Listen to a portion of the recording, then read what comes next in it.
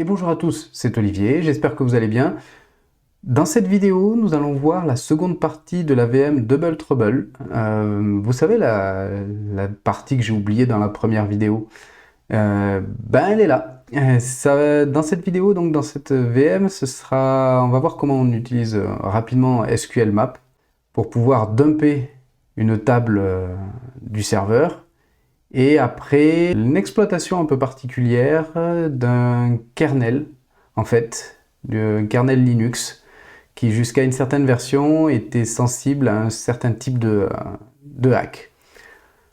Voilà, et ben c'est parti. Alors, là, on a fini le hack de la première partie, de la VM qui s'appelle Double Trouble que l'on trouve sur VulnHub. On a réussi à être root, et en fait, effectivement, il n'y a pas de flag, mais à l'intérieur du répertoire root, on peut voir qu'il y a une deuxième VM. Voilà, un peu cachée là. Donc cette VM, je l'ai importée sur mon PC, je l'ai montée, et en fait, il se trouve que, voilà, c'est une VM qui s'appelle Inner, et que j'ai lancée donc avec VirtualBox. Donc son IP c'est le 192.168.2.20. Donc ce que nous allons faire, donc on va quitter celle-là, voilà, et on va lancer un petit nmap, comme on a l'habitude de faire, sur cette IP. Voilà, comme la précédente, deux ports ouverts, le port 22 pour le SSH, le port 80 pour le HTTP. Donc ce que nous allons essayer déjà, c'est d'aller voir ce qu'il y a derrière cette adresse IP, et on se retrouve avec une page admin qui demande un username et un password. Donc ce que l'on peut essayer déjà de faire, c'est de rentrer ça pour voir s'il se passe quelque chose. On va dire que si derrière il y avait des requêtes SQL mal configurées, on pourrait obtenir une erreur SQL, ce qui voudrait dire que c'est sensible à l'injection SQL. Simple, à l'injection simple. Là, rien, mais ce que l'on va faire, comme c'est une page de login, on peut supposer qu'il y a du SQL, il y a des requêtes, derrière il y a une base. Donc, on va utiliser SQL Map sur donc notre page, voilà, et on va utiliser le -form pour faire une énumération, de voir si cette base de données est sensible à une quelconque injection. Allez, c'est parti. Voilà, donc il va essayer différents types de failles. On va faire qu'appuyer sur entrée pour répondre yes à tout. Voilà, on le laisse tourner. On va voir s'il arrive en fait à retirer, à trouver quelque chose. Il essaye différents tests, donc il fait différents tests. Voilà, blablabla. Blabla, paramètre uname appears to be and time based blind query sleep. On continue à passer. Tac, tac, tac. Testing, il teste des trucs. Query nul. Voilà. Checking if the injection point on post parameter uname is a false positive. Voilà, il teste. Do you want to keep testing? Yes. Tac, tac, tac. Checking, par là. SQL Map a identifié que cette injection peut marcher. Du time-based blind. Le time-based blind, en fait, voilà, l'injection SQL basée sur le temps, c'est un système où, en fait, on ne sait pas si on teste ce qu'on va lui envoyer comme injection est vrai ou faux, mais en fait, on rajoute un genre de slip, un genre de timer après. C'est-à-dire que, par exemple, si l'ID, si l'username égale Toto, on ne sait pas si c'est vrai ou c'est faux. Cela dit, si on lui dit si username égale Toto et attend une seconde. C'est-à-dire que si Toto est faux, alors le serveur va nous répondre directement. Mais s'il est vrai, il va passer à la seconde condition et attendre une seconde. C'est-à-dire qu'on peut lui envoyer un genre de brute force. Et à chaque fois que ça attend une seconde, on sait qu'on a juste. Et c'est exactement ce qui va se passer ici. Donc, on sait qu'il a trouvé quelque chose. Alors, hop, tac, tac, testing, tac, tac, injection. Il a trouvé ça. Donc, on va pouvoir l'exploiter. Donc, déjà, alors, j'ai pris quelques notes là-dessus. SQL map. Voilà. Où en fait, on va utiliser -dbs pour faire la liste des bases de données, des databases dans cette truc. Et vous allez voir comment ça se passe. Ok, yes, utilise. En fait, il garde ça, il garde la précédente recherche dans une session. Donc, il va s'en resservir, pas besoin de tout refaire à chaque fois, de tout redétecter. Et on lui dit, voilà, oui, on veut que tu utilises ça. Et vas-y. Et vas-y, cherche. Donc, là, il me dit, oui. Voilà, il va essayer d'optimiser la valeur pour la valeur de combien de temps il faut attendre pour pas trop stresser le serveur. Et on le laisse tourner, on va attendre un peu. Voilà. Donc là, il a trouvé 2 bases de données, on peut le voir ici, 2 bases de données. Et vous voyez, en fait, ce qu'il va essayer, c'est caractère par caractère. Il teste, est-ce que la base de données commence par un A et attend une seconde. Il a une réponse directe, donc il n'y a pas eu l'attente d'attendre une seconde, donc il sait que c'est pas un A. Il fait ça avec tout B, C, D, E, F. Et arrivé au I, ça a marché. Donc le retour de la base de données, ça attend. Ça a attendu une seconde, c'est-à-dire que ça commence par un I. Et il fait ça pour chaque lettre. Donc on va le laisser tourner et on va voir ce que ça donne. Voilà, il a fini et on peut voir qu'il a trouvé 2 bases de données. 2 bases de données, une qui s'appelle Double Trouble, et Information Schema. Ça, c'est un classique, ça ne nous intéresse pas. Donc, on sait que maintenant, on a une base de données sur le serveur qui s'appelle comme ça. Donc, on va relancer la commande. On ne cherche plus, comme on peut voir dans les notes, la base de données, on l'a. Donc, on va mettre c'est un seul -d, la base de données qui nous intéresse, et lui dire qu'est-ce qu'on veut. On veut les tables de cette base de données, qui est là, -table. Et ça va refaire le même procédé. On accepte, il passe, voilà.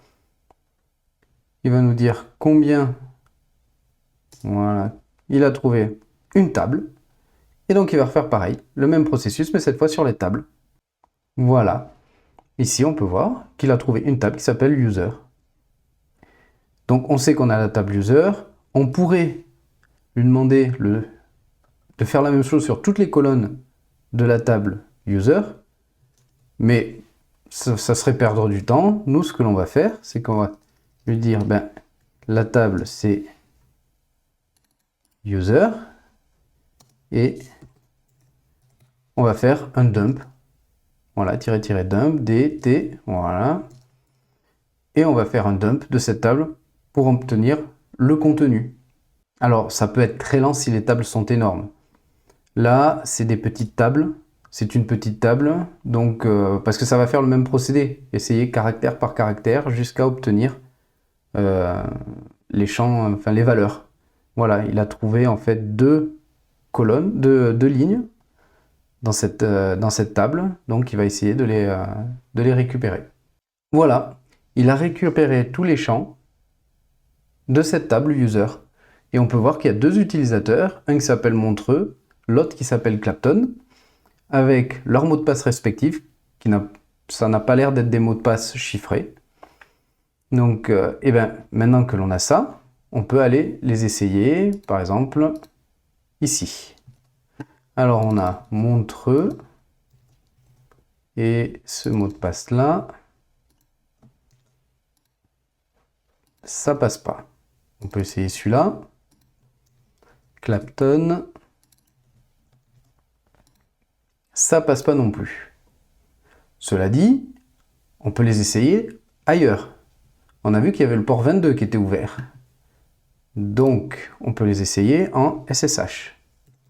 SSH, on va essayer le premier, montreux at 192.168.2.20 avec ce mot de passe là. Non, ça ne veut pas. Donc, on va essayer l'autre. On va essayer Clapton avec ce mot de passe. Et ça passe. Et ça passe. C'est un... Voilà. C'était le mot de passe qui nous permettait d'accéder via SSH au serveur. Donc, un petit pwd, je suis dans Home Clapton. Je vais faire mon alias habituel. Hop là, je me suis raté. Oui, si j'oublie le nom de l'alias. Voilà. Et ici, ici, nous avons un user.txt qui nous permet d'obtenir le premier flag user. Enfin un flag. Maintenant, il faut voir comment devenir root. Donc, premier truc à la limite à essayer. On n'a pas de sudo. Ok, ce n'est pas bien grave. On va utiliser un script qui s'appelle linpiz. Linpiz, vous le trouverez sur GitHub. C'est un script qui nous permet de faire de l'énumération exhaustive, en fait. Il va lancer plein de types différents d'énumération sur un serveur et nous générer un rapport. Donc, linpiz, je l'ai. Hop. Voilà, on va l'amener ici. Divers. Lin.sh ici. Voilà. On va l'uploader grâce à mon petit script qui nous crée. En fait, c'est un petit script shell qui en fait sert à automatiser le fait qu'on lance un serveur HTTP via Python et qui nous génère en fait en fonction des adresses IP qu'on peut obtenir dans ifconfig directement le lien, qu'on n'ait pas à le taper directement, qu'on n'ait pas à le taper à la main. Voilà, donc cette partie on n'a plus besoin. Voilà, alors on a lin ici, chmod plus x lin et on le lance. Voilà. Donc il va tourner, il va lancer tout plein d'énumérations. Voilà, ça ressemble à ça.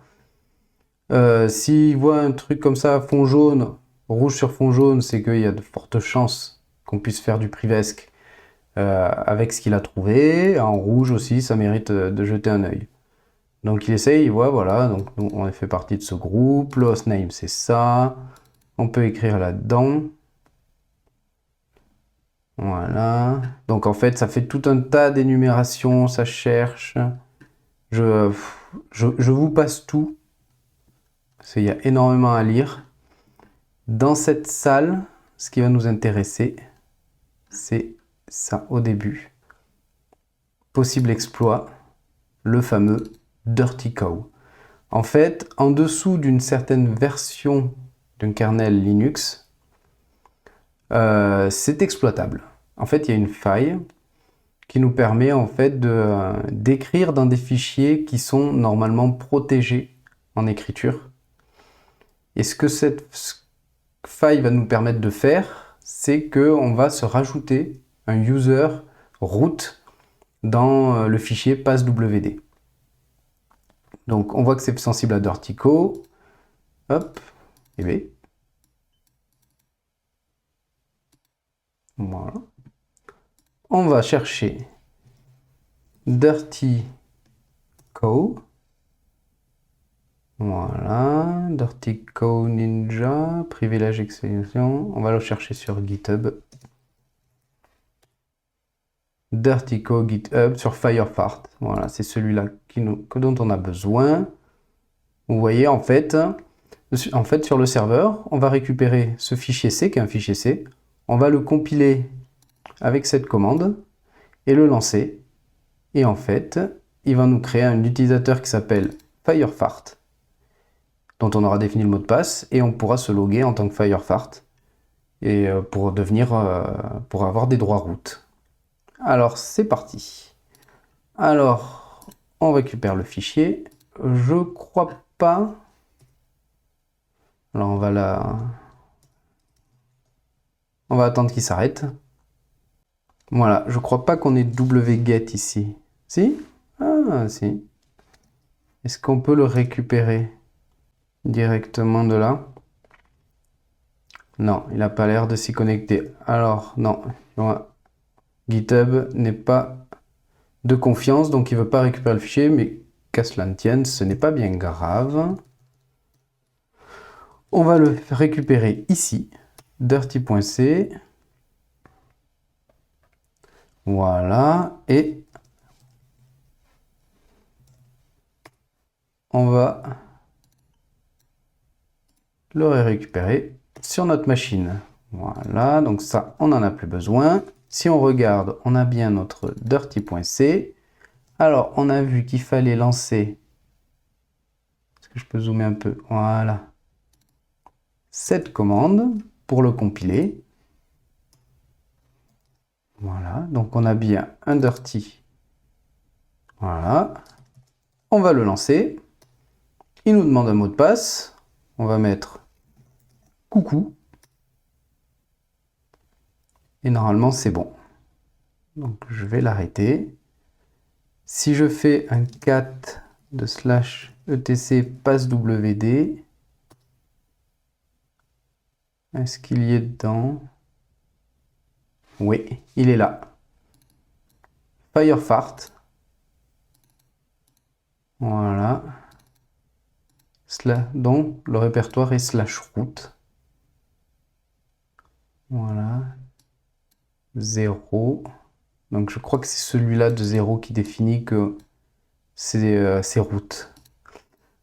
Bref, on a notre nouvel utilisateur qui a été créé. On fait un su Firefart. On rentre le mot de passe qu'on a défini. Et voilà, on est logué en tant que Firefart. Et si on regarde ID, on voit que l'on fait partie des groupes root. C'est-à-dire que maintenant, je vais dans root, j'ai accès au root, je fais un cat de mon root.text et j'obtiens le flag root. Voilà.